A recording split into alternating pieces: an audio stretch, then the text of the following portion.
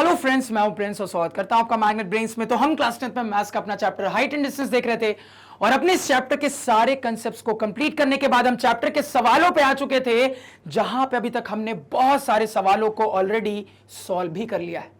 तो इसी सवालों की सीरीज में आगे बढ़ते हुए इस लेक्चर में एक और शानदार जानदार मजेदार board exam point of view से काफी ज्यादा क्रूशियल और इंपॉर्टेंट सवाल को सॉल्व कर लेते हैं। और मैं आपको बताना चाहूंगा सर कि अगर ये सवाल हमसे बोर्ड एग्जाम में पूछा जाता है तो या तो 3 मार्क्स में या फिर ज्यादा मार्क्स में पूछा जाएगा।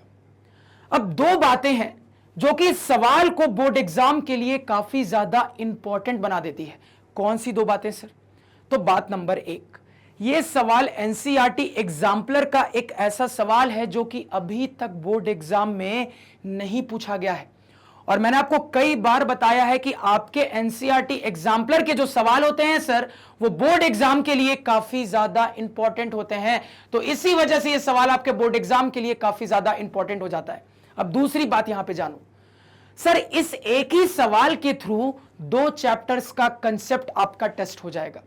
यानी कि अगर यह सवाल एग्जामिनर आपको बोर्ड एग्जाम में दे देता है तो एक ही सवाल के थ्रू वो आपके 2-2 चैप्टर्स की नॉलेज को टेस्ट कर लेगा एक ही सवाल में सर।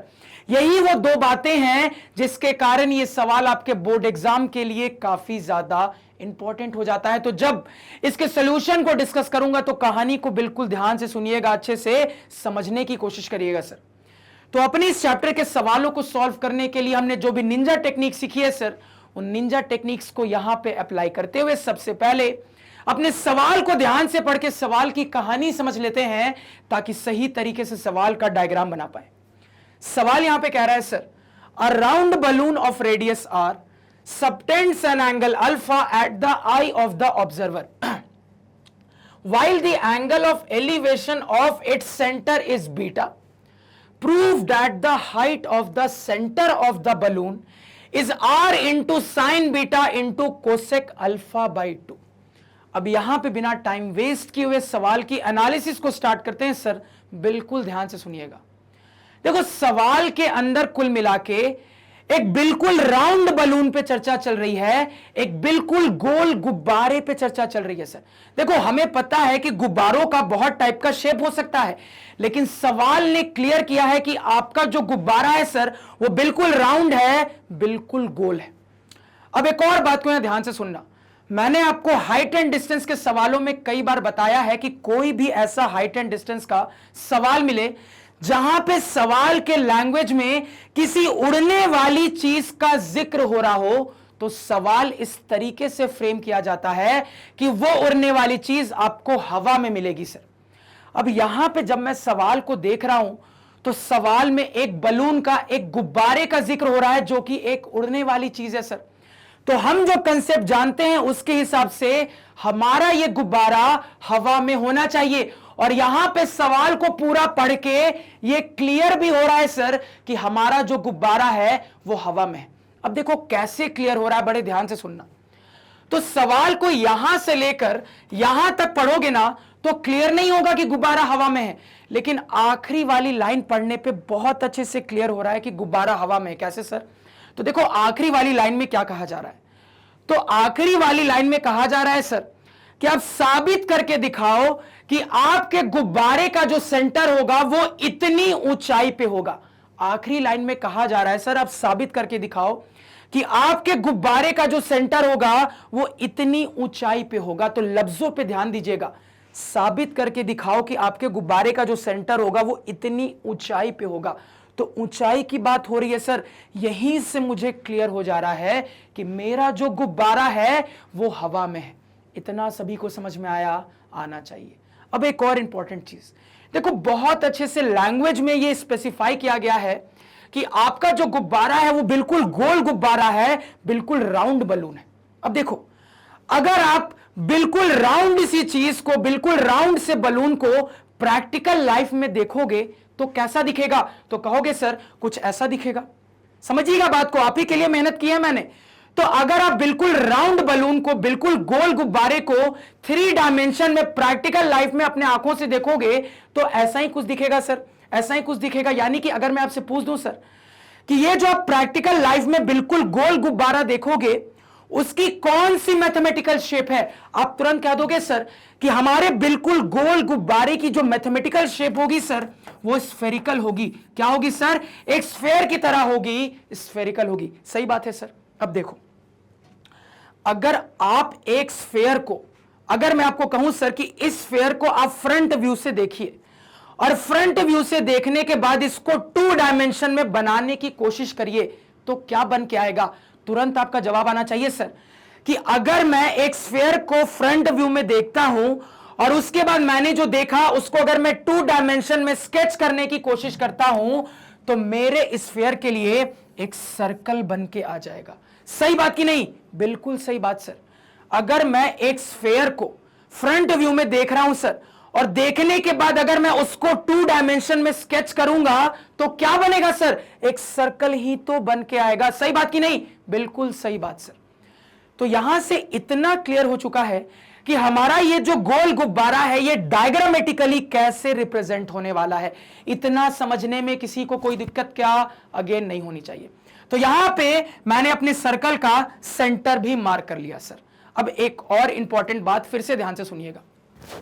तो लास्ट वाली लाइन में कहा जा रहा है सर कि आप साबित करके दिखाइए कि आपके गुब्बारे का जो सेंटर है वो इतनी ऊंचाई पे होगा। अब देखो, हमने बहुत सारे हाइट एंड डिस्टेंस के सवाल बनाए हैं जहां पे ऊंचाई की बात होती है।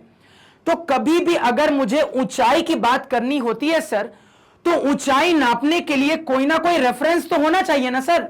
अगर कभी भी मुझे ऊंचाई की बात करनी है कि इतनी ऊंचाई पे है, उतनी ऊंचाई पे है, तो ऊंचाई नापने के लिए कोई ना कोई रेफरेंस तो होना चाहिए ना सर। तो क्या रेफरेंस लेंगे?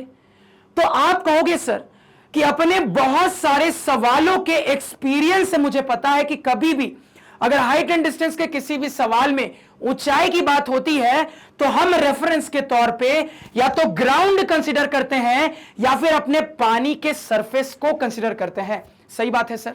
अब देखो, यहां पे जब सवाल के लैंग्वेज को पढ़ोगे ना तो आपको बिल्कुल भी कहीं पे भी क्लियर नहीं हो पा रहा है कि हाइट नापने के लिए रेफरेंस के तौर पे क्या लिया गया है, ग्राउंड लिया गया है कि पानी का सरफेस लिया गया है। बिल्कुल भी क्लियर नहीं हो पा रहा। क्या करें सर? अब देखो, चीजों को ना सिंपल रखने की कोशिश करो। तो चीजों को अगर मैं सिंपल रखने की कोशिश करूंगा सर तो मैं यहां पे बाय डिफॉल्ट अज्यूम कर लेता हूं सर कि रेफरेंस के तौर पे जमीन का इस्तेमाल किया गया है। अब देखो, यहां पे सवाल पढ़ के मुझे क्लियर नहीं हो रहा है कि रेफरेंस क्या है, तो मैंने अपने कंसेप्ट को, अपने सवाल को ज्यादा से ज्यादा सिंपल रखने की कोशिश की। इसी वजह से मैंने अपने रेफरेंस के तौर पे जमीन को रेफरेंस मान लिया। इतना सभी को क्लियर हुआ? क्लियर होना चाहिए।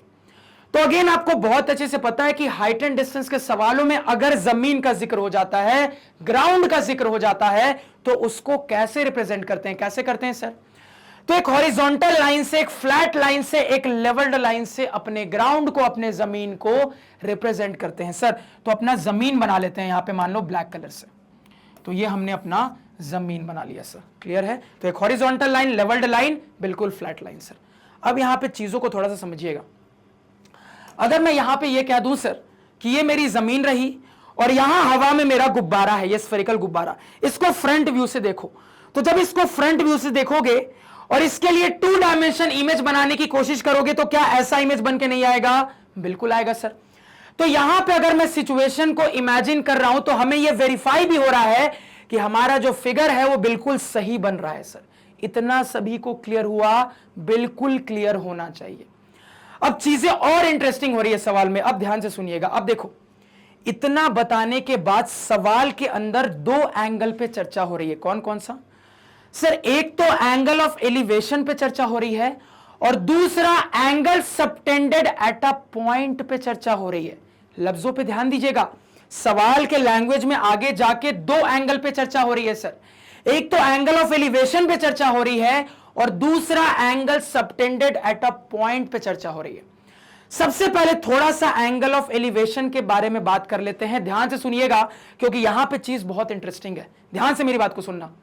अब ऑब्वियस सी बात है सर, सवाल में ऑब्जर्वर होगा, सवाल में ऑब्जेक्ट होगा। अब यहां पे जब सवाल को पढ़ रहा हूं सर तो बहुत क्लियरली ऑब्जर्वर का जिक्र मिल रहा है, तो ऑब्जर्वर है।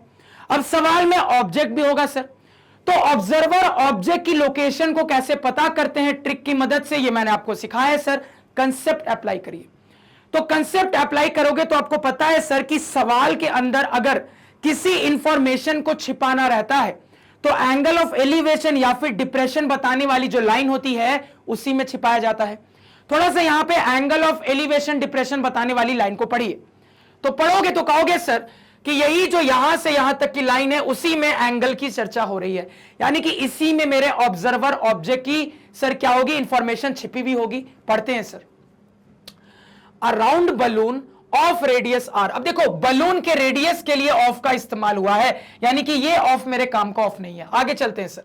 अ round balloon of radius R subtends an angle alpha at the eye of the observer while the angle of elevation of its center is beta। तो मेरे काम का ऑफ मिल गया सर। तो ये ऑफ किसके लिए इस्तेमाल हो रहा है, तो यहां पे हमने जो अपने राउंड बलून को 2D में एक सर्कल से रिप्रेजेंट किया है सर, उस सर्कल के सेंटर के लिए ऑफ का इस्तेमाल हो रहा है। तो ऑफ का इस्तेमाल ऑब्जेक्ट के लिए होता है सर, हमें पता है। तो अब हम बहुत अच्छे से क्लियर हैं कि कुल मिला के ये जो मेरा बलून है ना सर, यही बलून ऑब्जेक्ट की तरह ट्रीट हो रहा है, और उसमें भी स्पेसिफिकली जो फोकस है वो बलून के सेंटर पे है। इतना सभी को समझ में आना चाहिए। अब देखो इंटरेस्टिंग क्या है, सवाल के लैंग्वेज में ऑब्जर्वर का तो जिक्र हुआ, लेकिन कहीं पे भी आपको यह नहीं बताया गया है कि ऑब्जर्वर है कहां पे। पढ़िए सवाल को एक बार और पढ़ के थोड़ा डिसाइड करने की कोशिश करिए कि ऑब्जर्वर कहां पे। पढ़िए थोड़ा सा। तो यहां पे सवाल पढ़ोगे तो आपको पता लग रहा है सर कि ऑब्जर्वर के बारे में मेंशन किया गया है, लेकिन ऑब्जर्वर लोकेटेड कहां पे है, कहां पे खड़ा है, कहां पे बैठा है, कोई भी जानकारी नहीं दी गई है सर। तो क्या करेंगे। अब अगेन यहां पे थोड़ा सा चीजों को सिंपल रखने की कोशिश करो सर। तो ग्राउंड बनाया है हमने। अब देखो यहां पे ऑब्जर्वर के बारे में कैसे पता करेंगे कि ऑब्जर्वर कहां पे लोकेटेड होगा। बिल्कुल ध्यान से सुनना। देखो कैसे पता करेंगे, इनडायरेक्ट तरीके से, बड़े ध्यान से सुनना। तो सर एंगल ऑफ एलिवेशन पे चर्चा हो रही है, सही बात है सर।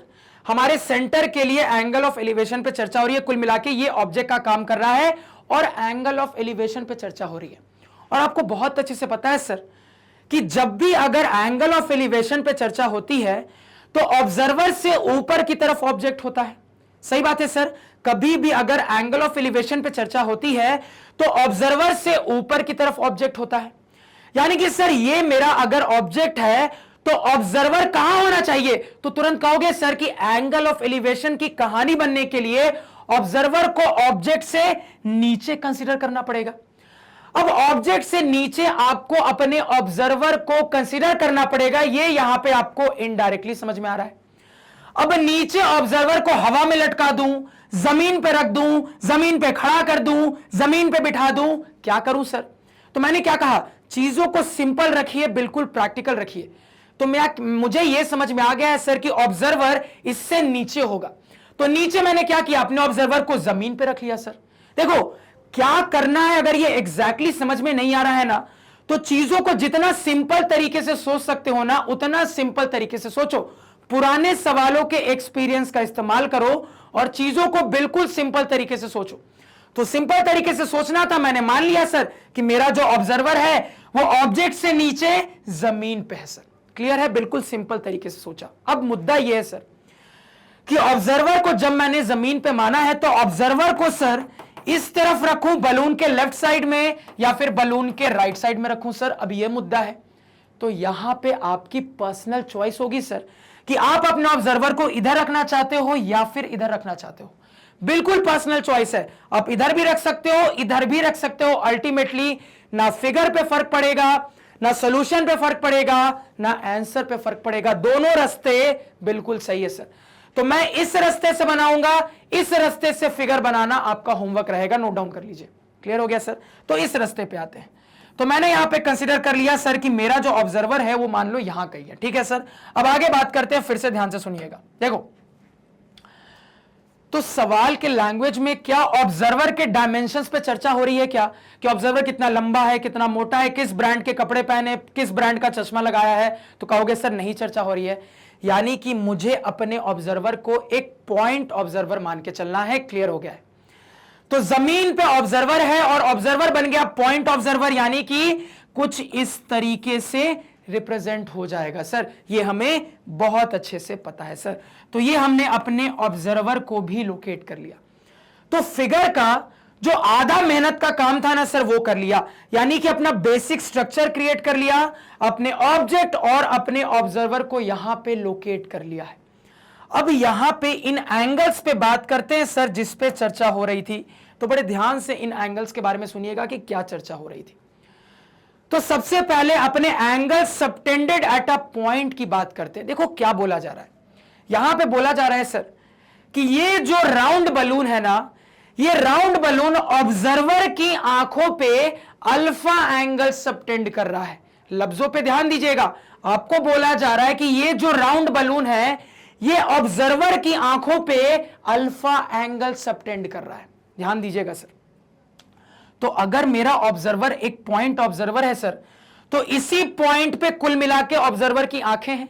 तो मुझे जो स्टेटमेंट बोली जा रही है सर, अगर मैं उसको यहां पे अपने फिगर के टर्म्स में सोचूं तो क्या मीनिंग निकलता है? तो मीनिंग ये निकलता है सर कि घुमा फिरा के मुझे ये बोला जा रहा है कि मेरा जो सर्कल है वो इस पॉइंट पे अल्फा एंगल सबटेंड कर रहा है। तो इस लाइन को अगर मैं अपने फिगर के हिसाब से समझने की कोशिश करूं तो यही मीनिंग निकल के आ रहा है सर कि मेरा जो सर्कल है वो इस पॉइंट पे अल्फा एंगल सबटेंड कर रहा है। अब कुछ पुरानी यादों को ताजा करिए। मैंने बहुत अच्छे से आपको डिस्कस किया है, बहुत सारे केसेस में समझाया है कि कोई चीज अगर किसी पॉइंट पे एंगल सबटेंड करती है तो उस कहानी को डायग्रामेटिकली कैसे शो करते हैं। जैसे एग्जांपल के लिए अगर मैंने आपको कह दिया सर कि आप मेरे को बताओ कि ये जो लाइन सेगमेंट है ये इस पॉइंट पे कौन सा एंगल सबटेंड कर रहा है, तो क्या करते हो सर? तो प्रोसीजर आपको बहुत अच्छे से पता। आप कहते हो सर कि जो भी चीज एंगल सबटेंड करती है उसके एंड पॉइंट्स को हम मार्क कर लेते हैं और उन एंड पॉइंट्स को हम उस पॉइंट से एक स्ट्रेट लाइन से ज्वाइन कर देते हैं सर, जिस पॉइंट पे एंगल के सबटेंड होने की बात हो रही है सर।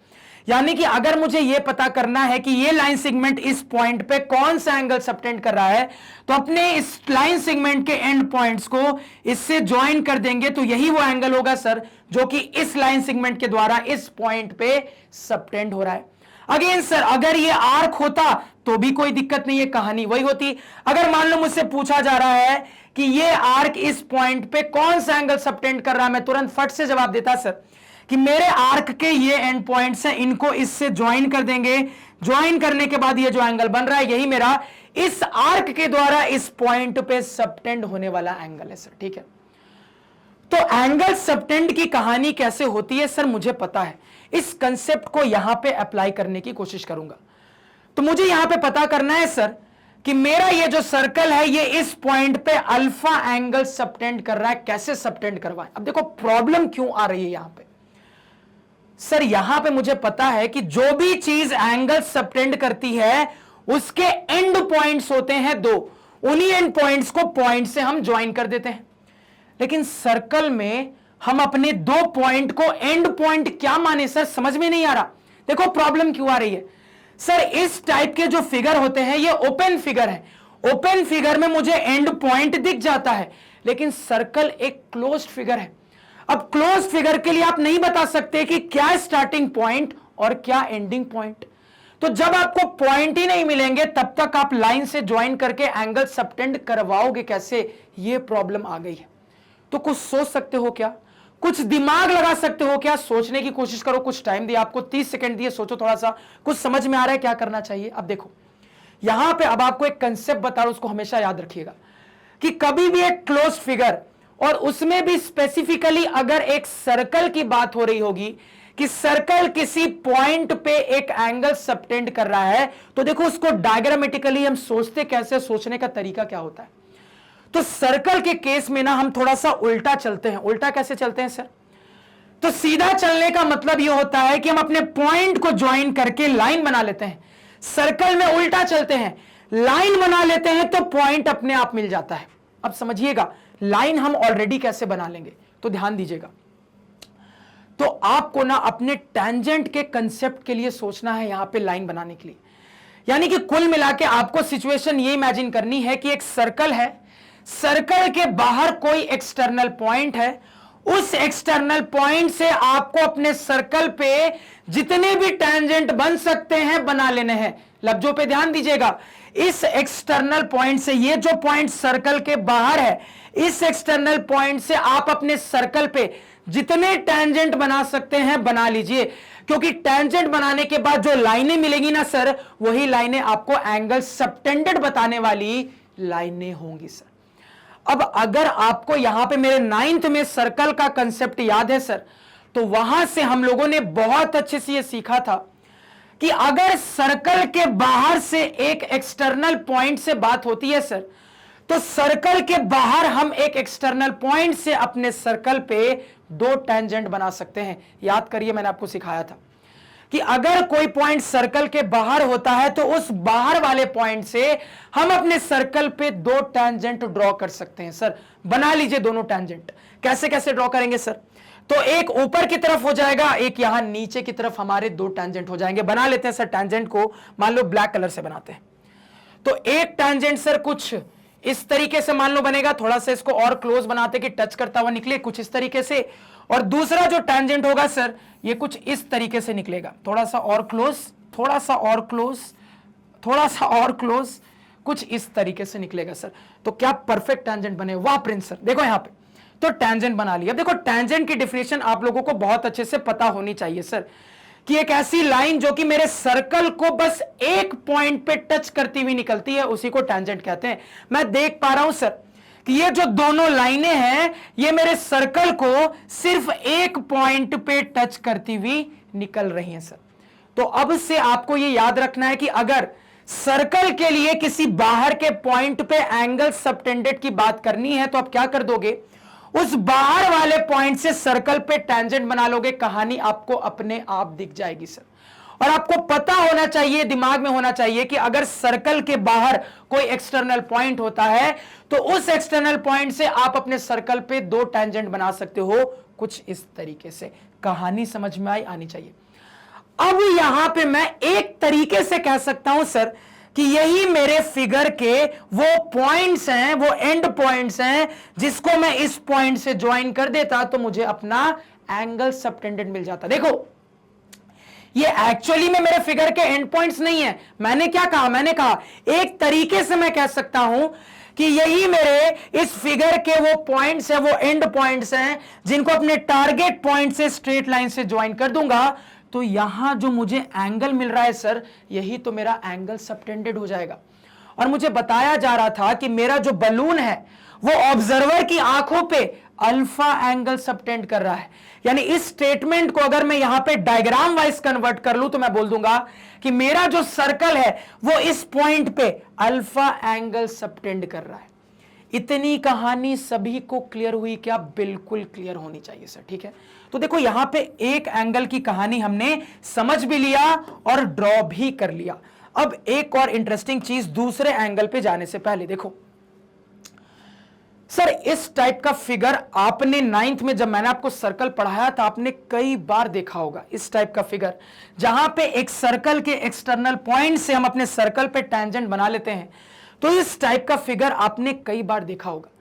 तो कभी भी अगर इस टाइप का फिगर आपने 9th में देखा है, तो आपको अपने नॉलेज से याद आना चाहिए सर कि इस टाइप के फिगर में एनालिसिस करने के लिए हमेशा हम अपने सर्कल के सेंटर को पॉइंट ऑफ कांटेक्ट से ज्वाइन कर देते हैं। अगेन हम अपने सर्कल के सेंटर को इस पॉइंट से भी ज्वाइन कर देते हैं। याद करिए सर, इस टाइप के बहुत सारे फिगर की एनालिसिस हमने क्लास 9th में देखी है। उस नॉलेज से हमें यह भली बात ही पता है सर कि इस टाइप में एक फिगर में मैथमेटिक्स लगाने के लिए हम फिगर को कंप्लीट कैसे करते हैं सर। तो हम अपने सेंटर को पॉइंट ऑफ कांटेक्ट से ज्वाइन कर लेते हैं और अगेन अपने सेंटर को इस एक्सटर्नल पॉइंट से भी ज्वाइन कर लेते हैं। सर याद करिए, हम इसी टाइप के सॉल्यूशन पे पहुंचते थे सर। तो इस काम को यहां पे भी कर लेंगे सर, क्योंकि आगे इससे मुझे बहुत हेल्प मिलने वाली है। मतलब जैसे जैसे आपको चीजें ऑर्डर में सिखा रहा हूं ना, सुनते जाइए, कहानी अपने आप लास्ट तक क्लियर हो जाएगी। क्योंकि ये सवाल बच्चों को बहुत ज्यादा टफ लगता है, उनसे फिगर ही बन के तैयार नहीं हो पाता। तो जैसे जैसे कहानी बता रहा हूं ना, बिल्कुल लाइन से सुनते जाइए, लास्ट तक सब कुछ क्रिस्टल क्लियर कर दूंगा, ठीक है। तो अपने फिगर को कंप्लीट कर लेते हैं सर। तो पॉइंट ऑफ कांटेक्ट क्या होता है आप लोगों को याद होना चाहिए सर, कि मेरा जो टैंजेंट सर्कल को जिस पॉइंट पे टच करता है उसी को पॉइंट ऑफ कांटेक्ट कहते हैं सर। तो अपने पॉइंट ऑफ कांटेक्ट को सर्कल के सेंटर से ज्वाइन कर देंगे। तो पॉइंट ऑफ कांटेक्ट को सर्कल के सेंटर से ज्वाइन कर दिया सर।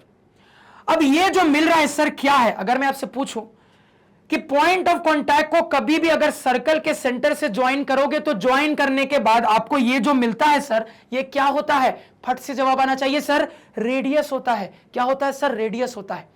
और सवाल ने बता दिया है कि आपका जो सर्कल का रेडियस मिल रहा है सर, वो रेडियस कितना है, आर है सर, ये आपको बता दिया गया। तो हमने इसको अपने फिगर में हाईलाइट कर लिया। अगेन अभी भी इनकंप्लीट है सर, फिगर कंप्लीट कैसे होगा, तो इस सेंटर को इससे भी ज्वाइन करना पड़ेगा, तब जाके हमारा फिगर कंप्लीट होगा सर। तो इससे भी थोड़ा सा यहां पे ज्वाइन कर देते हैं। तो थोड़ा डॉटेड लाइन से ज्वाइन करते हैं ताकि थोड़ी कहानी आप समझ पाओ सर। थोड़ा डॉटेड लाइन से ज्वाइन करते हैं, सीधी लाइन नहीं बन पा रही है। चलो ट्राई करें सीधी लाइन बनाने की। यहां पे सीधी लाइन बन जा बन जा बन जा बन जा बन जा भैया बन जा। ऑलमोस्ट सीधी लाइन बन गई है सर। अब जाके फिगर कंप्लीट हुआ है सर, क्लियर हो गया। जहां पे मुझे बता दिया गया है कि ये जो ब्लैक वाला पूरा एंगल है ये कितना है सर, अल्फा है, ठीक है। इतना सभी को क्लियर हुआ, इतनी कहानी सभी को समझ में आई क्या, बिल्कुल आनी चाहिए, ठीक है सर। अब यहां पे आगे बढ़ने से पहले इस चीज की मैथमेटिक्स यहीं पे देख लेते हैं सर, ध्यान से सुनिएगा। तो कुछ सर्कल की टैंजेंट के लिए प्रॉपर्टीज होती है जो कि आपको मुंह जबानी दिमाग में होनी चाहिए, क्योंकि मैंने आपको जब 9th में पढ़ाया था इन प्रॉपर्टीज के बारे में, तो मैंने आपको कहा था सर इन प्रॉपर्टीज को सीधे दिमाग में रखना। क्या क्या प्रॉपर्टीज होती है, तो प्रॉपर्टी एक टैंजेंट के लिए कहती है सर कि अगर आप किसी एक्सटर्नल पॉइंट से अपने सर्कल पे टैंजेंट बनाते हो तो उन टैंजेंट की लेंथ जो होती है सर वो इक्वल होती है। यानी कि अपनी इस प्रॉपर्टी से मैं तुरंत कह दूंगा सर कि ये जो लेंथ है ना, ये लेंथ इस लेंथ के बराबर होगी सर अपने उस प्रॉपर्टी से। क्योंकि हमें पता है कि अगर हम एक एक्सटर्नल पॉइंट से अपने सर्कल पे टैंजेंट्स बनाते हैं तो हमारे दोनों टैंजेंट्स की जो लेंथ होती है बिल्कुल इक्वल होती है सर, बिल्कुल बराबर होती है। तो ये लेंथ इसके बराबर होगी। इतना सभी को क्लियर हुआ क्या, क्लियर होना चाहिए। अगेन एक और प्रॉपर्टी हमें पता है सर इस केस के लिए, क्या, तो एक और प्रॉपर्टी ये कहती है सर कि radius through point of contact is perpendicular on the tangent. यानी कि सर अगर हम अपने पॉइंट ऑफ कांटेक्ट पे रेडियस बनाते हैं ना, तो वो रेडियस मेरे टैंजेंट के साथ पॉइंट ऑफ कांटेक्ट पे परपेंडिकुलर होता है।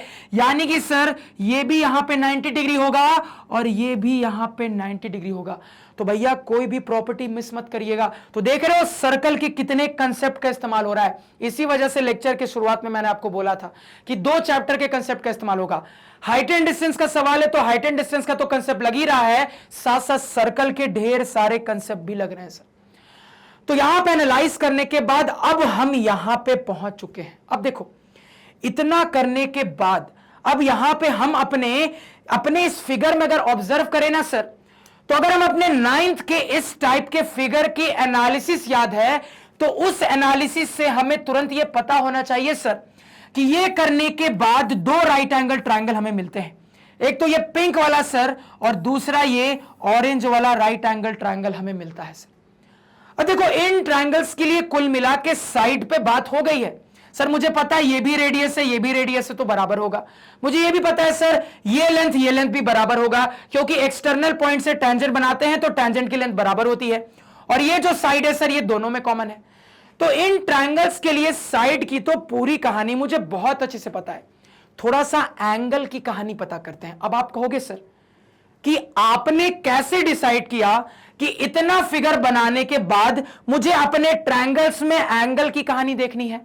तो आपको तुरंत समझना पड़ेगा सर कि हाइट एंड डिस्टेंस के सवाल में जो कहानी चलती है वो साइड और एंगल दोनों के टर्म में चलती है एक राइट एंगल ट्रायंगल के लिए। इसी वजह से अपने सारे एंगल की कहानी को भी पता कर लेते हैं। अब देखो एंगल की कहानी को कैसे पता करेंगे। अब थोड़ा सा ट्रायंगल का भी कंसेप्ट यहां पे इस्तेमाल हो गया। कैसे सर, समझिएगा बात को। तो अब मेरे पास कंपेयर करने के लिए दो ट्रायंगल्स हैं सर, और इन दो ट्रायंगल्स को कंपेयर करके मुझे कुछ एंगल की कहानी यहां पे बताना है सर, क्या होगी। तो मैंने आपको ट्रायंगल चैप्टर में बहुत अच्छे से बताया है कि दो ट्रायंगल को कंपेयर करने के कितने रास्ते होते हैं। मैंने आपको सिखाया है सर कि दो ट्रायंगल को कंपेयर करने के दो रास्ते होते हैं, या तो सिमिलैरिटी का रास्ता या तो कंग्रुएंसी का रास्ता। आपको जो रास्ता अपनाना है यहां पे अपना सकते हो सर। तो यहां पे दोनों रास्तों से सोचने के लिए कोशिश करते हैं, ध्यान से सुनिएगा। पहले यहां पे इसको क्लियर कर लेते हैं। तो ट्रायंगल आपको यहां पे समझ में आ गया होगा कि टारगेट ट्रायंगल क्या है। तो यहां पे थोड़ा सा फिगर पहले बड़े आराम से क्लियर कर लेते हैं कि कुछ भी फिगर में एक्स्ट्रा मिट ना जाए सर। बड़े ध्यान से देखिएगा, फिगर को क्लियर कर लेते हैं सर। तो बहुत ध्यान से यहां पे फिगर को क्लियर करने की कोशिश कर रहे हैं। थोड़ा सा पेशेंस रखिए मेरे साथ, पेशेंस की जरूरत है। थोड़ा सा फिगर क्लियर कर लेते हैं। तो फिगर क्लियर हो गया सर। तो इन दो ट्रायंगल्स को देखो, ऑब्जर्व करना है। तो थोड़ा सा यहां पे ट्रायंगल्स के नामकरण कर लेते हैं सर। थोड़ा सा यहां पे ट्रायंगल्स का नामकरण कर लेते हैं। मान लो इसको ओ बोल देता हूं, इसको ए बोल दिया, इसको कुछ बी बोल दिया, इसको सी बोल दिया सर, ठीक है। मान लो सबसे पहले सिमिलैरिटी के लिए सोचता हूं सर। किसके लिए? सिमिलैरिटी के लिए सोचता हूं, ठीक है। अब यहां पे सिमिलैरिटी का कौन सा क्राइटेरिया मैं अप्लाई कर सकता हूं, कुछ सोच पा रहे हो क्या? तो यहां पे तुरंत आपको दिखना चाहिए सर, ध्यान से सुनिएगा, कि एंगल में कहानी आपको बस इस एंगल की पता है ना, आपको इस एंगल की कहानी पता है ना, ही आपको दोनों ट्रायंगल में इस एंगल की कहानी पता है सर। तो दोनों ट्रायंगल में एंगल की बस आपको ये वाली कहानी पता है, यानी कि बस एक एंगल की कहानी पता है। हां, ट्रायंगल के साइड में आपको बहुत सारी कहानी पता है सर। आपको अगर ट्रायंगल के साइड में बात करूं तो इसकी कहानी पता है सर कि ये दोनों लेंथ बराबर है, आर आर है, तो साइड की कहानी एक सर आ गई मेरे पास। अगेन सर ये भी आपस में बराबर है, एक और साइड की कहानी है सर, और ये तो कॉमन है, एक और साइड की कहानी है सर। तो साइड की यहां पे कुल मिला के बहुत सारी कहानी है। तो अगर यहां पे मैं अपने सिमिलैरिटी क्राइटेरिया के लिए सोचने की कोशिश करूंगा तो ध्यान से सुनिएगा कैसे कैसे सोच सकता हूं सर, ध्यान से देखिएगा। तो मैं यहां पे सबसे पहले प्योरली साइड को इन्वॉल्व करने वाले क्राइटेरिया यानी कि ट्रिपल एस क्राइटेरिया से सोच सकता हूं सर, फट से। कैसे? ध्यान दीजिएगा। तो यहां पे अगर मैंने आपको क्या सिखाया था सर कि चीजें कैसे लिखनी है सिमिलैरिटी के लिए, ये पता करने से पहले साइड में जाइए और साइड में जाके अपने सिमिलैरिटी के लिए जो फाइनल रिजल्ट आता है उसको पहले ही रफ में लिख लीजिए। तो पहले ही देख लेते हैं सर कि जब सिमिलर साबित होता तो कैसा आता। ध्यान से देखिएगा सर। तो यहां पे मान लो अपने इस वाले ट्रायंगल का नाम लिख लेते हैं right angle triangle O A B, right angle triangle O A B. और दूसरे ट्रायंगल का अब देखो करस्पॉन्डिंगली नाम क्या हो जाएगा सिमिलैरिटी के लिए, ध्यान दीजिएगा। तो साइड के टर्म में सोचो, पहले क्या आ रहा है सर? ओए आ रहा है। देखो यहां पे ओए कहां है? ये रहा ओए सर।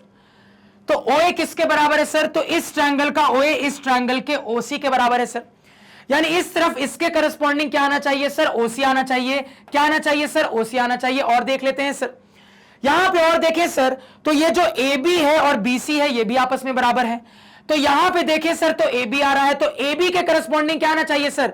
तो ए बी के करस्पॉन्डिंग आपका सी बी आना चाहिए सर। तो ए बी के करस्पॉन्डिंग सी बी आना चाहिए सर। तो यहां पे हमने एनालाइज करके पता कर लिया है कि जब फाइनली सिमिलर होता तो किस तरीके से सिमिलैरिटी का रिजल्ट निकल के आता सर। इतनी कहानी सभी को क्लियर हुई क्या? बिल्कुल क्लियर होना चाहिए। देखो कंफ्यूजन नहीं होना चाहिए, फिर से बता रहा हूं, ध्यान से देखना। देखो साइड के टर्म में कहानी आपको सोचनी है। तो इधर का ओए इधर के ओसी के बराबर होगा, तो आपको यह पता है सर ओए के करस्पॉन्डिंग इधर ओसी आना चाहिए। तो आपके दिमाग में यह रहेगा कि मैं ओसी लिखूं कि मैं सीओ लिखूं, यही आपके दिमाग में रहेगा ना कि मैं ओसी लिखूं कि मैं सीओ लिखूं। अब देखो मैं क्या दिमाग लगाता हूं, तो मैं देख रहा हूं सर कि यहां का एंगल ए यहां के एंगल सी के बराबर है, तो ए के करस्पॉन्डिंग सी आना चाहिए। अब यहां पे ए क्या है? बीच में, तो यहां पे बीच में सी होना चाहिए सर। अब बीच में सी इस तरीके से होगा कि इस तरीके से होगा? तो दिख रहा है सर बीच में सी इस तरीके से होगा, यानी ये लिखने का तरीका तो नहीं हो सकता है सर। अब ओ सी डाल दिया है, तो इस वाले ट्रायंगल के नाम में ओ सी बी का इस्तेमाल हो रहा है। ओ सी इस्तेमाल हो चुका है, क्या बचा है? बी। लास्ट में बी डाल देंगे सर। तो किस तरीके से हमें सिमिलैरिटी शो करना है वो हमने देख लिया है सर। अब हम अपने इन रिजल्ट्स को लिख सकते हैं सिमिलैरिटी के। क्या रिजल्ट्स को लिख सकते हैं सर? ध्यान दीजिएगा। तो यहां पर अगर मैं सिमिलैरिटी को अब लिखना चाहूं, चलो मैंने रबी कर दिया। क्या आ रहा था? ट्रायंगल लिख लेता हूं सिमिलर। यह आ रहा था O A B, is similar to triangle OCB, OAB, OCB, OCB, यही सिमिलैरिटी का रिजल्ट आ रहा था। एक बार मैं भी मैच कर लेता हूं, OA OC, यहां पे A के करस्पॉन्डिंग C आना चाहिए, बिल्कुल सही है सर। अब इसको देख के मैं अपना क्राइटेरिया लिख सकता हूं सर ट्रिपल एस का। ध्यान दीजिएगा, क्राइटेरिया लिखते हैं तो यहां से लिख देंगे सर OA बाई OC। देखो यहां पे ध्यान देना, OA बाई OC क्या हो जाएगा, तो OA बाई OC बराबर R बाई R यानी कि 1 हो जाएगा सर। इसको इक्वेशन नंबर 1 बोल दिया। और किसकी जरूरत पड़ेगी सर, AB बाई CB की जरूरत पड़ेगी। तो यहां पे सर AB बाई CB की जरूरत पड़ेगी, तो AB बाई CB भी क्या बोल दोगे सर, 1। ब्रैकेट में रीजन क्या दोगे, रीजन लिखोगे sir, tangents drawn from an external point to a circle are equal in length and AB and CB are tangents to this circle from the exterior point। Sir ये bracket में reason दे दोगे, इसको equation number 2 बोल दोगे इसी तरीके से sir. इसके बाद चलते हैं अपने फाइनल पार्ट पे, OB पे और यहां पे OB पे। तो इसके लिए तो कोई दिक्कत ही नहीं है सर, सीधे बोल देंगे OB बाई OB सेम चीज है, यानी कि 1 हो जाएगा, इक्वेशन नंबर 3। तो अब बोल देंगे from equation number 1, 2 and 3, from equation number 1, 2 and 3, OA divided by OC is equal to AB divided by CB is equal to OB divided by OB। अब ये बोल देंगे सर, और ये बोलने के बाद ये वाला स्टेप लिखेंगे, therefore triangle OAB is similar to triangle OCB by triple S criteria. Sir इतना समझ में आया क्या, आना चाहिए। अब सिमिलर हो गया है सर, तो यहां से आप एंगल की बात कर सकते हो, जिन एंगल्स में कंफ्यूजन था पता कर सकते हो सर। ये एंगल O वाला एंगल है, तो यहां पे दिख रहा है सर कि यहां का एंगल O यहां के एंगल O के बराबर हो जाएगा सर। यानी कि अगर ये एंगल O बराबर हो जाएंगे तो अब मैं तुरंत सिमिलर करने के बाद अपने एंगल वाले रिजल्ट का यूज करते हुए ये बोल सकता हूं सर कि मेरा ये जो एंगल AOB होगा इस ट्रायंगल में, यानी कि सर ये वाला एंगल, मान लो इसको दूसरे कलर से शो करता हूं ज्यादा बेहतर दिखेगा सर, ये वाला जो ऑरेंज एंगल होगा इस ट्रायंगल का एंगल O, ये इस वाले ट्रायंगल के एंगल O यानी कि इस ऑरेंज एंगल के इक्वल होगा। अब मैं तुरंत ये बात यहां पे बोल सकता हूं सर। अगेन इसी तरीके से यहां पे मैं ये भी बोल सकता हूं सर, इसी तरीके से यहां पे मैं ये भी बोल सकता हूं कि यहां पे है मेरा एंगल B, तो एंगल B के बराबर, यानी कि इस ट्रायंगल का ये जो एंगल B होगा यानी कि एंगल ABO होगा सर, ये एंगल इस वाले ट्रायंगल के भी एंगल B के बराबर होगा यानी कि एंगल CBO के बराबर होगा सर। अब मैं तुरंत यहां से सिमिलैरिटी की मदद से ये बोल सकता हूं। इतना समझने में किसी को कोई दुविधा, कोई दिक्कत, कोई परेशानी क्या नहीं होनी चाहिए। तो देख रहे हो एक सवाल में सर्कल भी यूज हो गया, ट्रायंगल का भी कंसेप्ट यूज हो गया है सर। अभी तो शुरुआत है, अभी तो कहानी आगे चलेगी, फटाफट पहले इतना नोट डाउन करो कॉपी पे। तो ये मैंने आपको सिमिलर करने का एक तरीका दिखाया, एक और तरीका सिमिलर करने का हो सकता है, कैसे यहां पे बता रहा हूं, ध्यान से सुनिएगा। तो देखो एक और दूसरे तरीके से कैसे सोच सकता हूं। तो आपको दिख रहा था सर कि मेरे पास यूज करने के लिए अपने ट्रायंगल में 3 साइड्स हैं और एक एंगल है। अब क्या दोनों के कंबाइंड वे में कोई क्राइटेरिया सोच सकते हो सिमिलैरिटी का, तो कहोगे सर बिल्कुल सोच सकते हैं। हम सोच सकते हैं SAS क्राइटेरिया, चेक करते हैं SAS लग रहा है क्या।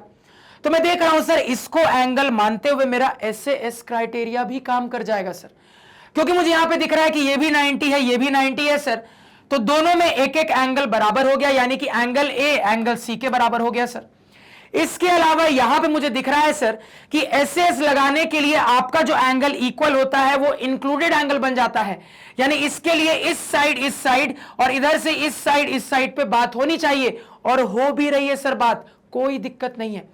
यहां पे मैं तुरंत कह सकता हूं सर, ध्यान दीजिएगा, आपका यहां पे ध्यान दीजिएगा सर, मैं बोल दूंगा कि AB बाई CB जो होगा सर, AB बाई CB जो होगा सर, वो किसके बराबर हो जाएगा, ये OA बाई OC के बराबर हो जाएगा। यहां से मैं बोल सकता हूं सर कि मेरा सबसे पहले ये जो एंगल A, यानी अगर मैं इसका नाम लिख रहा हूं angle OAB is equal to angle कितना हो जाएगा, OCB।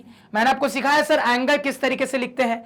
अगर मैं OAB लिख रहा हूं सर, तो मैं कैसे चला हूं, मैं ऐसे चला हूं, यानी कि राइट साइड की ओर चला हूं। तो इधर भी करस्पॉन्डिंग एंगल C बताने के लिए मैं ऐसे चलूंगा, तो एंगल OAB एंगल OCB के बराबर है, ये मुझे दिख रहा है सर। इसके साथ साथ यहां पे मैं कह दूंगा सर कि मेरा जो OA डिवाइडेड बाई OC होगा ये बराबर किसके हो जाएगा सर, तो ये AB डिवाइडेड बाई CB के बराबर हो जाएगा सर। तो 2S एक A, S से S क्राइटेरिया से, hence we can say that this is similar to this by SAS criteria sir. तो आप चाहो तो एसएस क्राइटेरिया से भी सिमिलर कर सकते हो। तो दोनों को लिख लो सर, दोनों तरीके से सिमिलर कर सकते हो, ठीक है। अगेन सिमिलर करने के बाद आपको चाहिए अपने एंगल वाला रिजल्ट। एंगल वाले रिजल्ट से फिर से आपको यही कहानी मिल जाएगी कि ये ऑरेंज एंगल इस ऑरेंज एंगल के बराबर, ये रेड एंगल इस रेड एंगल के बराबर। क्लियर हो गया सर? अब देखो यहां पे मैंने सिमिलैरिटी की मदद से कंपेयर करके एंगल की कहानी निकाली। आप चाहो तो कंग्रुएंसी से भी कर सकते हो। कंग्रुएंसी से करके देखते हैं सर, ध्यान दीजिएगा। कंग्रुएंसी से करके देखते हैं सर, ध्यान दीजिएगा बिल्कुल। यहां पे कंग्रुएंसी से देखो कहानी बड़ी आसानी से यहां पे देख सकते हैं। अब देखो राइट एंगल ट्रायंगल है और मैंने आपको सिखाया सर कि अगर राइट एंगल ट्रायंगल मिल जाता है तो कंग्रुएंसी के लिए सबसे पहले आरएचएस क्राइटेरिया पे सोचिए। तो क्या आरएचएस लग रहा है सर? तो आरएचएस का मतलब होता है राइट एंगल हाइपोटेनियस साइड। तो दोनों ही ट्रायंगल में राइट एंगल बराबर होने चाहिए। तो राइट एंगल है, बराबर भी है, मिल रहा है सर। दोनों ट्रायंगल के हाइपोटेनियस बराबर होने चाहिए। अब देखो यहां पे इस वाले ट्रायंगल के लिए भी ये हाइपोटेनियस है, इस वाले ट्रायंगल के लिए भी ये हाइपोटेनियस है। तो सेमी तो लाइन है, तो हाइपोटेनियस तो बराबर है सर। और इसके अलावा दोनों ट्रायंगल में एक साइड भी बराबर होना चाहिए। तो इसके अलावा इस ट्रायंगल में और इस ट्रायंगल में ये साइड भी आपस में बराबर है सर। तो फटाफट यहां पे कह देंगे by RHS criteria triangle OAB is congruent to triangle OCB. अब फिर से कंग्रुएंसी के बाद अपने एंगल वाले रिजल्ट से आप बोल सकते हो कि ये एंगल इसके बराबर, ये एंगल इसके बराबर। इसको भी कॉपी पे नोट डाउन कर लीजिए सर। तो यहां पे एक तरीके से आपने पता कर लिया। इसको समझने में कोई दिक्कत क्या नहीं होनी चाहिए। और क्या तरीका सर? आप ट्रिपल एस क्राइटेरिया से इसको कंग्रुएंट कर सकते हो। ट्रिपल एस क्राइटेरिया से कंग्रुएंट कर दोगे सर, ये साइड इसके बराबर, ये कॉमन ये इसके बराबर, ट्रिपल एस से कंग्रुएंट हो गया। और कोई तरीका दिख रहा है क्या कंग्रुएंट करने का? सोचो यहां पे, तो कह दोगे सर एस से भी कंग्रुएंट कह देंगे सर। तो यहां का ये साइड यहां की इस साइड के बराबर, यहां का ये साइड यहां के इस साइड के बराबर, और दोनों का ये इंक्लूडेड एंगल बराबर, एस से भी कंग्रुएंट हो गया। तो यहां पे आप दोनों ट्रायंगल्स को दो तरीके से सिमिलर करके एंगल पे पहुंच सकते हो और तीन तरीके से कंग्रुएंट करके भी एंगल पे पहुंच सकते हो सर। सब कुछ कॉपी पे नोट डाउन कर लो। आपको सब कुछ नहीं करना है, आपको इन पांच में से किसी एक रास्ते को लेना है। या तो सिमिलर करके एंगल पे जाओ, या कंग्रुएंट करके जाओ, और किसी एक रास्ते से जाओ। मैंने आपको पूरे रास्ते बता दिए। इतना क्लियर हुआ? इतनी कहानी समझ में आई? आनी चाहिए। थोड़ा सा फिगर क्लियर कर लेते हैं सर। तो कहानी समझ ली है सर, अब थोड़ा सा फिगर को साफ सुथरा कर लेते हैं, क्योंकि फिगर बड़ा गंदा हो गया यहां पे समझाते समझाते। ध्यान से देखिएगा सर, ठीक है। फिगर क्लियर कर लिया। तो अब मेरे पास ये जो एंगल का रिजल्ट आया है ना सर, इससे बहुत मदद मिली। कैसे सर? समझिएगा बात को। देखो तो सर ये पूरा एंगल अल्फा मुझे गिवन है और यहां पे मैंने साबित कर दिया है कि ये एंगल इसके बराबर है। तो समझिएगा बात को। तो इन बराबर एंगल्स को अगर मैं कुछ x डिग्री मान लेता हूं सर, तो ये भी x डिग्री हो जाएगा और यही एंगल तो मिलके मेरा अल्फा बन रहा है। यानी कि x degree plus x degree यही तो अल्फा बन रहा है सर। तो कुल मिला के 2x बराबर अल्फा, x बराबर अल्फा बाई 2। यानी कि ये जो इंडिविजुअल पार्ट्स होंगे ना सर, ये अल्फा का आधा होंगे। ये तो कॉमन सेंस से भी समझ में आ रहा है कि पूरा एंगल अल्फा है और ये एंगल बाइसेक्टर का काम कर रहा है। यानी इस एंगल को दो इक्वल पार्ट में डिवाइड कर देगा। यानी कि तुरंत मैं यहां से कह दूंगा सर कि मेरा ये एंगल भी अल्फा बाई 2 हो जाएगा, ये एंगल भी अल्फा बाई 2 हो जाएगा। इतना समझने में कोई दिक्कत क्या किसी को नहीं होनी चाहिए। अब देखो ये जो मेरे पास इक्वल एंगल का रिजल्ट आया है, अभी फिलहाल मुझे इससे कोई लेना देना नहीं है। इससे लेना देना इसलिए हुआ क्योंकि ये मेरे टारगेट एंगल के पास था। सवाल में जिन एंगल्स का जिक्र हो रहा है उसमें से ये एक टारगेट एंगल है, इसके पास ऐसा रिजल्ट आया था, इसलिए मैंने निकाल के रखा सर। ये मेरे किसी यूज का नहीं है, तो इसको फिलहाल ऐसे ही मैंने छोड़ दिया सर। इतनी कहानी सभी को समझ में आई? क्या आनी चाहिए? यानी एक एंगल, जो दो एंगल की कहानी बताई गई उसमें से एक एंगल की कहानी अब जाके खत्म हुई। अब चलते हैं दूसरी कहानी पे। अब अपने एंगल ऑफ एलिवेशन की कहानी पे चलते हैं। फिर से ध्यान से सुनिएगा सर, बिल्कुल ध्यान से सुनिएगा और चीजों को समझने की कोशिश करिएगा। तो एंगल ऑफ एलिवेशन दिख रहा है सर, ऑब्जर्वर से ऊपर की तरफ ऑब्जेक्ट है, एंगल ऑफ एलिवेशन बनेगा। हमने ये चीज पहले ही पता कर ली थी सर। अब देखो यहां पे तो एंगल ऑफ एलिवेशन बन रहा है, ये मुझे यहां पे पता है। कैसे बनाते हैं सर एंगल? तो एंगल बनाने के लिए हॉरिजॉन्टल होना चाहिए, लाइन ऑफ साइट होना चाहिए, उनके बीच में जो एक्यूट एंगल बनता है वही मेरा एंगल ऑफ एलिवेशन होता है सर। अब ध्यान रखिएगा सर, ये रहा आपका ऑब्जर्वर, और चूंकि आपका ऑब्जर्वर एक पॉइंट ऑब्जर्वर है तो यही पॉइंट पे उसकी आंखें हैं। आंखों से सीधा देख लेगा, हॉरिजॉन्टल मिल जाएगा। तो आंखों से सीधा देखेगा, कुल मिला के यही काली वाली लाइन तो मिलेगी सर। यानी यही आपका हॉरिजॉन्टल का काम कर रही है। और ऐसे भी समझ में आ रहा है कि जमीन पे ऑब्जर्वर एक पॉइंट ऑब्जर्वर है, तो इन सारे केसेस में जमीन को रिप्रेजेंट करने वाली लाइन ही हॉरिजॉन्टल बन जाती है। हमने कई बार देखा है सर, तो हॉरिजॉन्टल मिल चुका है, ये हॉरिजॉन्टल है सर। अब लाइन ऑफ साइट, अब देखो लाइन ऑफ साइट कैसे मिलता है सर। तो यहां पे पहले एक दूसरा कलर सेलेक्ट कर लेते हैं, मान लो इसको हटा देते हैं, देखो ये एंगल मेरे यूज का है नहीं, इसलिए मैंने इसको हटा दिया। अब मान लो यहां पे लाइन ऑफ साइट के लिए मैं कलर सेलेक्ट कर लूं जो आपको यहां पे क्लियरली विजिबल हो। कौन सा कलर ले लूं यार, यहां पे मान लो ब्लैक तो ले चुका हूं, ब्लू ले लेता हूं, पर्पल ले लिया है, ब्लू ले लेता हूं। ध्यान से देखना, देखो तो लाइन ऑफ साइट बनाने के लिए ऑब्जर्वर की आंखें चाहिए और एग्जैक्टली जिस चीज को देख रहा है सर वो पॉइंट चाहिए। अब देखो यहां पे क्लियरली लैंग्वेज में बोला गया है सर कि जो एलिवेशन के लिए फोकस है वो मेरे सर्कल के सेंटर पे है सर, यानी मेरा फोकस सेंटर पे है, तो मेरा ऑब्जेक्ट में स्पेशली फोकस कहां है सर, सर्कल के सेंटर पे है। और ये क्या है, मेरे ऑब्जर्वर की आंखें हैं, इन्हीं को स्ट्रेट लाइन से ज्वाइन कर लेंगे सर, तो क्या मिल जाएगा, लाइन ऑफ साइट। तो कुल मिला के यही डॉटेड लाइन तो लाइन ऑफ साइट है सर। समझ में आया क्या, बिल्कुल आना चाहिए। यही डॉटेड लाइन तो कुल मिला के लाइन ऑफ मेरा साइट हो गया है सर। तो हॉरिजॉन्टल मिल गया, लाइन ऑफ साइट मिल गया। अब अगर मैं आपसे पूछूं इनके बीच में कौन कौन सा एंगल बन रहा है तो क्या जवाब दोगे। आप कहोगे सर इनके बीच में एक ये एंगल मुझे बनता हुआ दिख रहा है, ध्यान से देखना, और एक ये वाला एंगल बनता हुआ दिख रहा है सर। यही दो एंगल बनते हुए दिख रहे हैं। इसमें एक्यूट कौन है सर, ये वाला एक्यूट है, यानी इस वाले को नहीं लेंगे। तो मुझे अपने काम का एंगल मिल चुका है, उसको बड़े सावधानी से यहां पे सिंगल लाइन से हाईलाइट करता हूं सर, ठीक है। और यही एंगल ऑफ एलिवेशन मुझे बता दिया गया है, क्या बता दिया गया है सर, बीटा है। यही पूरा का पूरा ब्लू एंगल मुझे बता दिया गया है, क्या है सर, बीटा है। इसको भी अपने फिगर में हमने हाईलाइट कर लिया। अब इतना कहने के बाद फाइनली हमसे क्या पूछा जा रहा था, हमसे पूछा जा रहा था कि बताओ सर कि मेरे बलून का जो सेंटर है वो कितनी ऊंचाई पे है। तो बलून का जो सेंटर है सर वो कितनी ऊंचाई पे है, कैसे ऊंचाई को रिप्रेजेंट करते हैं सर, एक परपेंडिकुलर लाइन से। तो बलून का जो सेंटर है कितनी ऊंचाई पे है सर, हमने यहां पे एक परपेंडिकुलर लाइन से रिप्रेजेंट कर लिया। और मुझे इसी की लेंथ को साबित करके दिखाना है कि R sine beta into cosec alpha by 2 निकल के आएगा। तो इतनी मुशक्कत के बाद अब जाके मेरा फिगर होता है कंप्लीट। फटाफट पहले इस फिगर को नोट डाउन कर लो सर, ठीक है, फटाफट कर लो। अब देखो बड़ा छोटा सा फिगर है, तो अब अपने बुक के ओरिजिनल फिगर पे चलते हैं, वहीं पे सारी एनालिसिस देख लेते हैं सर, ठीक है, क्योंकि ये फिगर तो बड़ा छोटा सा फिगर है। तो यहां पे आप देख पा रहे होगे सर कुल मिला के बिल्कुल सेम कहानी आपको दिख रही है सर। क्या कहानी दिख रही है, थोड़ा सा अलग अलग कलर से हाईलाइट करते हैं। तो ये पूरा एंगल आपका क्या है सर, अल्फा है। ये पूरा एंगल थोड़ा डार्क से थोड़ा यहां पे विड्थ बढ़ा देते हैं। ये पूरा एंगल आपको बता दिया गया है सर अल्फा है। और ये जो छोटे हिस्से हैं सर ये अल्फा बाई 2 है। ये जो बीच में छोटे हिस्से हैं, फिर से पेन को छोटा कर देता हूं, यहां पे थोड़ा सा 9 पे ले आता हूं। ये जो छोटे हिस्से हैं सर ये आपको बता दिया गया है अल्फा बाई 2 है। यही छोटे हिस्से क्या है सर, आपका अल्फा बाई 2 है, बता दिया गया है सर।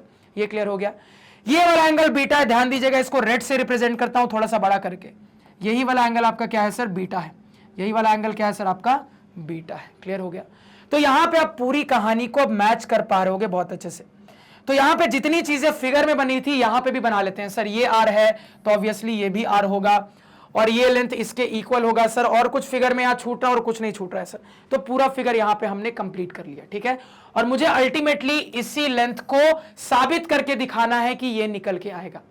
अब देखो चूंकि मुझे पता है सर कि मुझे इसकी वैल्यू फाइंड आउट करनी है, तो मैं इसको कुछ h मान लेता हूं। इस हाइट को मैंने क्या मान लिया सर, कुछ h मान लिया, अपने एनालिसिस को आसान बनाने के लिए। इतना क्लियर हुआ, क्लियर होना चाहिए। देखो फिगर में उलझ के मत रह जाना, फिगर को बहुत अच्छे से स्टेप बाय स्टेप करके समझाया है, तो फिगर की पूरी क्लैरिटी आपके कॉपी पे और आपके दिमाग में होनी चाहिए। अब ये कंफ्यूजन नहीं होना चाहिए किसी के दिमाग में सर कितना कॉम्प्लिकेटेड सा फिगर बनाएंगे कैसे, क्योंकि फिगर तक कैसे पहुंचना है बहुत आराम से समझाते हुए मैंने बताया सर। कहानी क्लियर है। अब यहां पे हमारा 70% काम होता है कंप्लीट, 30% काम की एनालिसिस पे चलते हैं सर। तो ध्यान से सुनिएगा। तो यहां पे इसको भी हाईलाइट कर लेते हैं सर कि ये यहां पे हमारा परपेंडिकुलर था, इसको भी हाईलाइट कर लेते हैं और इसको भी हाईलाइट कर लेते हैं, ठीक है सर। अब यहां पे एनालिसिस पे चलते हैं। अब ध्यान से मेरी बात को सुनना। अगर मैं आपसे पूछूं सर कि पहली नजर में फिगर में क्या क्या ऑब्जर्व हो रहा है, तो आप कहोगे सर दो बातें। देखो क्या क्या दो बातें ऑब्जर्व हो रही है, ध्यान से सुनिएगा। सबसे पहली बात, कितने राइट एंगल ट्रायंगल दिख रहे हैं। अब देखो, जब मैंने आपको फिगर बना के दिखाया तो वहां पे मैंने आपको दिखाया सर कि एक ही लाइन ऑफ साइट है, तो मतलब लाइन ऑफ साइट के हिसाब से इतना तो मुझे पता रहता ही है सर कि जितने लाइन ऑफ साइट होंगे मिनिमम उतने राइट एंगल ट्रायंगल तो दिखेंगे ही। हां, किसी सिचुएशन में उससे ज्यादा भी दिख जाते हैं, क्योंकि कंस्ट्रक्शन कई बार कुछ और भी होता है। जैसे यहां पे अगर मैं ऑब्जर्व करूंगा सर, तो लाइन ऑफ साइट कौन है, ये मेरा लाइन ऑफ साइट है, तो इसके हिसाब से एक ये पिंक वाला राइट एंगल ट्रायंगल तो मुझे दिख ही रहा है सर। इसके हिसाब से अगर मैं ड्रॉ करूं सर, तो ये पिंक वाला राइट एंगल ट्रायंगल तो मुझे यहां पे दिख ही रहा है सर, इसमें तो कोई दिक्कत ही नहीं है। तो सर एक लाइन ऑफ साइट है तो एक राइट एंगल ट्रायंगल मिलना चाहिए था, मिल भी रहा है सर। इसके अलावा भी कुछ राइट एंगल ट्रायंगल मिल रहे हैं, लेकिन अभी फिलहाल उस पे नहीं जाएंगे, क्योंकि नॉर्मली कैसे सोचते हैं sir, normally line of site से जितने राइट एंगल ट्रायंगल मिलते हैं ना, उसी पे पहले सोचने की कोशिश करते हैं। अगर उससे काम नहीं होता है तब दूसरे राइट एंगल ट्रायंगल पे जाते हैं। इतना क्लियर है सर।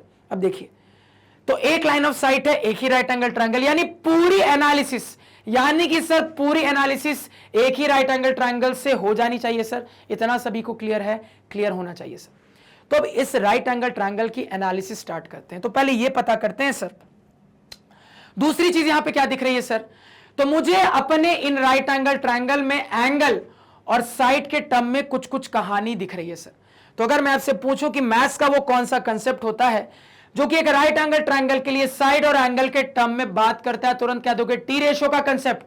टी रेशियो 6 होते हैं, मुद्दा ये है यहां कौन सा टी रेशियो काम कर रहा है सर, कौन सा काम कर रहा है पता करने का कंसेप्ट जानते हैं।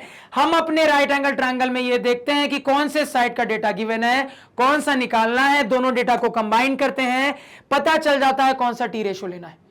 तो अगर मैं अपने पिंक वाले राइट एंगल ट्रायंगल को एनालाइज करूं सर, तो यहां पे साइड के डेटा में सिर्फ ये वाले साइड की डेटा दिख रही है सर।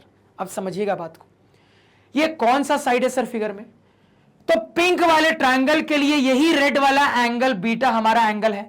तो टारगेट एंगल के हिसाब से सामने वाला ये परपेंडिकुलर का काम करेगा, ये हाइपोटेनियस का, ये पूरा का पूरा बेस का सर। तो पिंक वाले ट्रायंगल के लिए कौन से साइड पे एनालिसिस चल रही है सर, तो पिंक वाले ट्रायंगल के लिए मुझे यहां पे दिख रहा है सर परपेंडिकुलर पे एनालिसिस चल रही है, और सिर्फ परपेंडिकुलर की ही कहानी दिख रही है और किसी की कहानी नहीं दिख पा रही है सर। तो बड़ी प्रॉब्लम हो गई, एक तो बस एक राइट एंगल ट्रायंगल मिला है और उसमें भी सिर्फ परपेंडिकुलर पे ही मुझे अपनी एनालिसिस मिल पा रही है। तो क्या दिमाग लगाऊं। अब देखो यहां पे चूंकि बस एक ट्रायंगल है, सोचने के लिए लाइन ऑफ साइट की मदद से आने वाले मल्टीपल ट्रायंगल्स नहीं है सर। चूंकि एक लाइन ऑफ साइट था तो एक लाइन ऑफ साइट से आने वाला एक ही ट्रायंगल है, तो फिलहाल एक ही ट्रायंगल पे देखो सोच रहे हैं। तो एक ट्रायंगल पे सोचने पे पता लग रहा है सर कि कोई ना कोई ऐसा टी रेशियो इस्तेमाल होगा जो कि पी को इन्वॉल्व करता है। और मैंने आपको हर बार बताया है कि रेसिप्रोकल वाला नहीं लेते हैं। तो चॉइसेस क्या है सर, या तो साइन लगेगा, या तो कॉस लग रहा होगा, या तो टैन लग रहा होगा, यही चॉइसेस बची हैं सर। अब P को इन्वॉल्व करने वाला इनमें से कौन सा टी रेशियो होता है, तो कहोगे सर P को इन्वॉल्व करने वाला या तो साइन होगा या तो टैन होगा, क्योंकि कॉस तो B और H को इन्वॉल्व करता है। तो आपको यह क्लियर हो चुका है सर यहां पे कि इस ट्रायंगल को सॉल्व करने के लिए या तो साइन इस्तेमाल करूंगा या तो टैन इस्तेमाल करूंगा। अब मुद्दा यह है कि क्या इस्तेमाल करूं। अब देखो कैसे सोचूंगा, क्या इस्तेमाल करना है, ध्यान से देखिएगा। साइन इस्तेमाल करने का क्या मतलब है, साइन का मतलब है आपके पास P और H होना चाहिए सर। तो P की कहानी दिख रही है, यानी कि सर साइन इस्तेमाल करने के लिए ये जो हाइपोटेनियस H है ना सर, ये इस लाइन के बारे में मुझे पता होना चाहिए। और टैन इस्तेमाल करने का मतलब है P और B, यानी कि सर ये वाला बेस पता होना चाहिए। ठीक है सर। अब यहां पे एक बात को ध्यान से सुनिएगा सर, इसी एक ट्रायंगल को एनालाइज करके इस हाइट को पता करना है, तो अब कोई ना कोई इन्हीं दोनों में से टी रेशियो का इस्तेमाल करोगे। तो जब आप इस्तेमाल करोगे सर, तो आपके पास कहानी कुछ ऐसी आएगी, टी रेशियो बराबर समथिंग बाय समथिंग, और इस समथिंग बाय समथिंग में कोई एक चीज आपका यही परपेंडिकुलर है जो आपको कैलकुलेट करना है, जिसको आपने H बोला है सर। इन दोनों में से कोई एक चीज H होगी, और यहां पे एंगल आपके पास है सर बीटा, यानी एंगल की कहानी आपको पता है। तो याद रखिए 1 2 3 तीन चीजों में से आपको अगर दो चीजें मिल गई तो क्या तीसरी वाली चीज नहीं निकालोगे? बिल्कुल निकालोगे। तो यहां से आपको समझ में आ गया है सर कि अगर मैं साइन का इस्तेमाल करता हूं तो साइन के इस्तेमाल के लिए सर मुझे यह पता होना चाहिए, अगर यह मिल गया सर तो हाइट निकाल लूंगा। अगर मैं tan का इस्तेमाल करता हूं सर तो यह पता होना चाहिए, अगर यह पता हो गया तो हाइट निकाल लूंगा। अब यहां पे मुद्दा यह है सर कि इसकी वैल्यू पता करना ज्यादा आसान है कि इसकी वैल्यू पता करना ज्यादा आसान है। सोचिए थोड़ी देर कि सर इस P जो भी है, ये P PQ जो भी होगा सर, इसकी वैल्यू पता करना ज्यादा आसान है या फिर इस OP की वैल्यू पता करना ज्यादा आसान है? कुछ सोच सकते हो क्या? तो तुरंत आपका जवाब आना चाहिए सर, ध्यान दीजिएगा, इसकी वैल्यू पता करना ज्यादा आसान है। क्यों सर? समझते हैं, ध्यान से सुनिएगा, ध्यान से सुनिएगा सर, इसकी वैल्यू पता करना क्यों ज्यादा आसान है। तो मुझे कुल मिला के निकालना क्या है सर? तो मुझे कुल मिला के इसी लेंथ को कैलकुलेट करना है, क्योंकि अगर मैंने ये लेंथ कैलकुलेट कर ली ना तो मेरा काम हो जाएगा सर। इस पर्पल लेंथ को मुझे कैलकुलेट करना है, इसी ओपी को कैलकुलेट करना है सर। अब देखो यहां पे अगर मैं ऑब्जर्व करूं ना सर, तो ये जो ओपी है ना, ये ओपी दो राइट एंगल ट्रायंगल में आ रहा है सर। ये ओपी इस वाले राइट एंगल ट्रायंगल में भी आ रहा है और इस वाले राइट एंगल ट्रायंगल में भी आ रहा है, और इन दोनों में से किसी भी ट्रायंगल के मदद से मैं ओपी के बारे में एग्जैक्टली पता कर सकता हूं। कैसे सर? ध्यान दीजिएगा, मान लीजिए आप ये ऊपर वाला राइट एंगल ट्रायंगल ले लेते हो, तो ध्यान दीजिए ऊपर वाले राइट एंगल ट्रायंगल के लिए एंगल क्या है सर? देखो एंगल ये वाला है α/2। क्या एंगल है सर? ये α/2 है। तो आपको इस α/2 के हिसाब से अगर मैं बात करूं सर, तो इस α/2 के हिसाब से थोड़ा सा देखिएगा सर, ये एंगल सर, तो ये आपका सामने वाला हाइपोटेनियस हो गया, ये सामने वाला परपेंडिकुलर हो गया सर, और ये आपका बेस का काम कर रहा है सर। तो इस ट्रायंगल में थोड़ी सी चर्चा को देखिए सर, तो आपके पास जो यूज करने वाला एंगल है वो है α/2, और यहां पे आपको ये गिवन है कि रेडियस r है, यानी कि आपको अपने राइट एंगल ट्रायंगल के लिए परपेंडिकुलर के बारे में बता दिया गया है। आपको निकालना क्या है? आपको अपने राइट एंगल ट्रायंगल का हाइपोटेनियस निकालना है सर। तो एक ट्रायंगल में एंगल की कहानी पता है, जिसके लिए परपेंडिकुलर गिवन है, हाइपोटेनियस नहीं निकालोगे क्या? बिल्कुल आसानी से। कैसे सोचेंगे सर?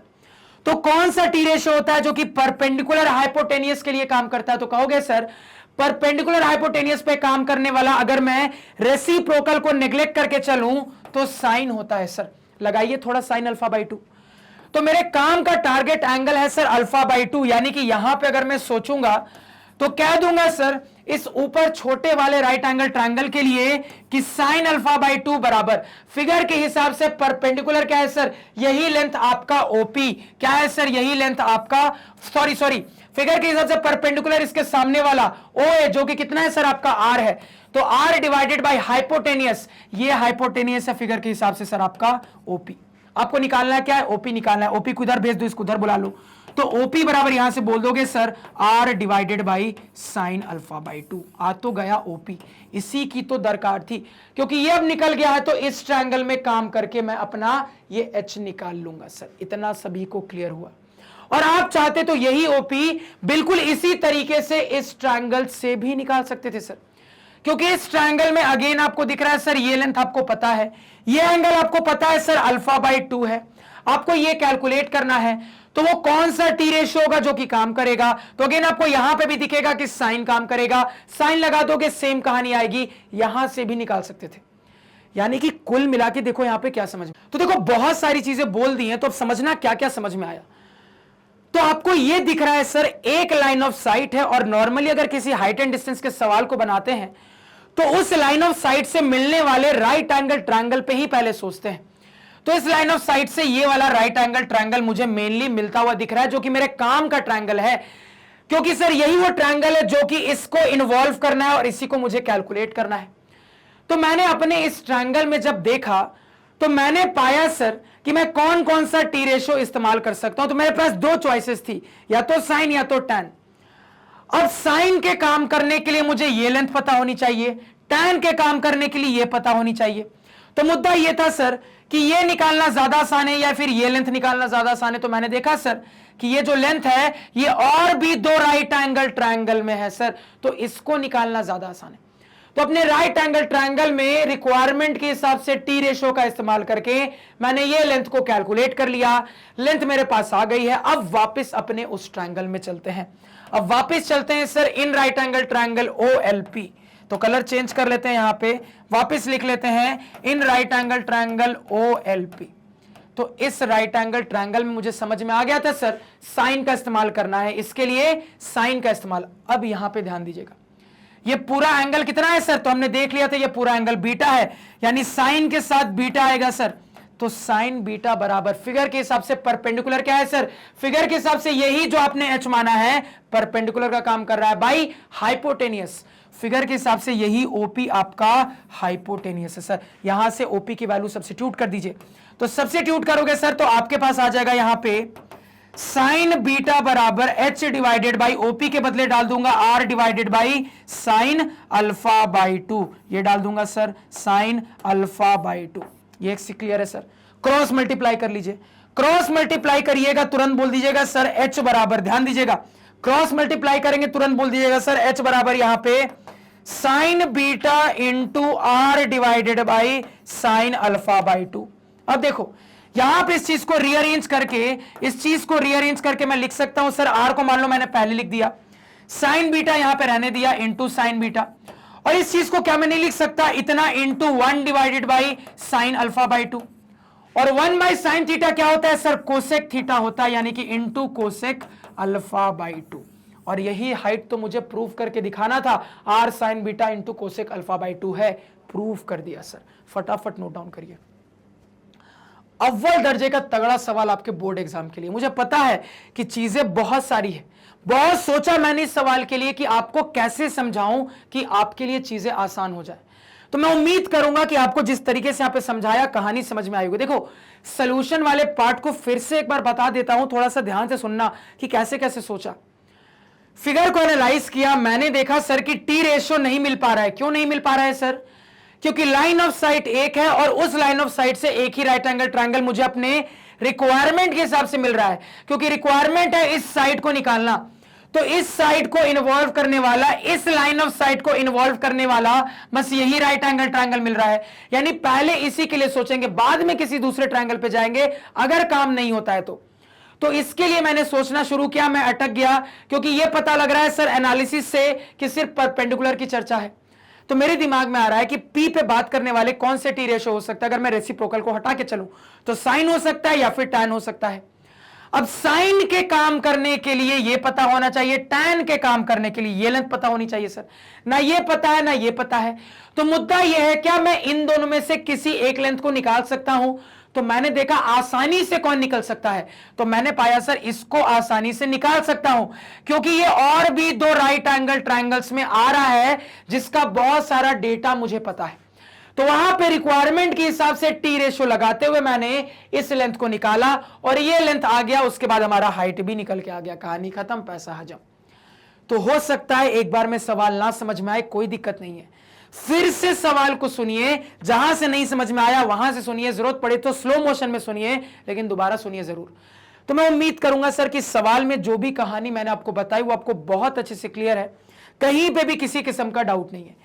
इन केस कहीं पे कोई डाउट होता है तो मेरे इस लेक्चर को उस पॉइंट पे दोबारा से सुनिए, स्लो मोशन में सुनिए, लेकिन सुनिए जरूर। अगर उसके बाद भी क्लियर नहीं होता तो कमेंट सेक्शन में बताइए।